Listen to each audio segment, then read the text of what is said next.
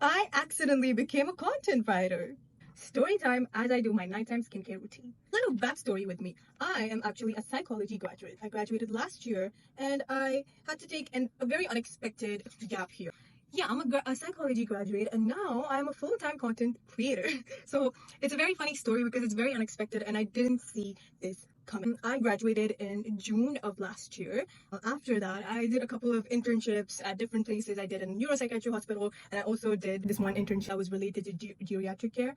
And then while my second internship was going, I actually wanted to, do another internship. So it was just a 1 month thing. And I thought, let's do another internship because why not? I have the time anyway. So when I was almost done with my internship, I was just scrolling through Instagram one day, saw this like ad. It was a hiring ad, and I just gave it a look. It was for this English institute that was actually looking for a content writer. So I saw that post and I was like, this looks interesting. And it was in my hometown, like it was in the same city. So I just asked them, like I messaged them and I asked them if I can come for an interview and I sent my CV and everything. So they gave me a date and a time slot and they told me to come on that day with your CV and everything and we'll see how it goes. So I agreed. No, actually no, I didn't agree because the date and the time they gave me, I was still in my other internship, like my previous internship.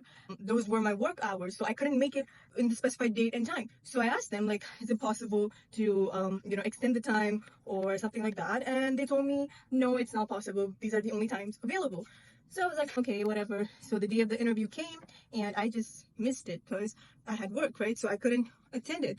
So that just happened. And then a few weeks later, the last week of my internship, I just remembered this ad. It was still ongoing, okay? The ad was still on. So I remembered it and I messaged them again. And they gave me another date and another time slot. That was very lucky for me.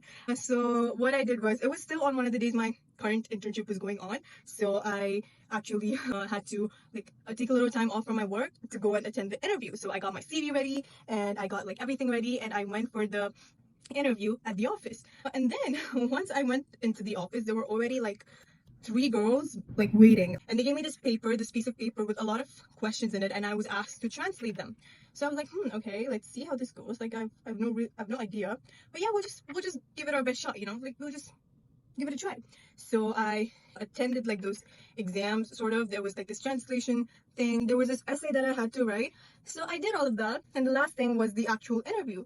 So I wasn't really like nervous or like stressed out or anything. I was pretty calm and chill and laid back, I would say, because I can speak in English really well. Communication is one of my strong points. So I wasn't really afraid when it came to that. And English was something that they were looking for as a requirement, a strong grasp on the English language. So I was chill with that. I was okay. It was completely stress free. And there was just one lady. She was the academic head or something. So she was the one doing my interview. So she asked me, like, she told me to give a self introduction and all of that. And I answered everything that she asked me. She asked me some questions in English as well, just to test my, like, proficiency in the subject. I actually made a mistake in one of those. I don't remember what it was now, but yeah, I made a mistake in one of those and she like corrected me, But other than that, the interview went really well. And I went back to my work, my internship, my previous internship, right? I went back to my work and resumed my activities. And then somewhere around evening, I got a call from the digital team head. So she told me, like, she explained to me what the job is actually about, like what are my job roles and what are the things that I need to do. And she gave me this little test, which was to create certain kinds of content in a very limited amount of time, just to see if I'm, fast paced and if I'm creative in a given amount of time. So I told her that I was a little busy at the moment, but I would try to get back to you as soon as possible. And she was like, yeah, that's totally cool. So yeah, I quickly jotted down whatever ideas were coming in my head and I prepared the content as she asked me. And then I sent it to her and she was like, oh, okay, this is cool. And then a few minutes later, no, a few hours, no, 1 hour later, I got a message saying that I was accepted, that I am hired for the content writer position. Like, it was so out of the blue. It was very unexpected. I wasn't looking for it. It just happened. So that was very beautiful actually. And I've been working there for about 4 months now, 3 months, yeah. 3 months now. And it's crazy because I never saw it coming. And the only thing is that it's not really related to my subject, which is psychology. But content creation, like content writing, content creation, it can come very handy, right? So yeah, that's what I'm doing right now, and that's how I accidentally became a content writer. I hope you guys enjoyed it.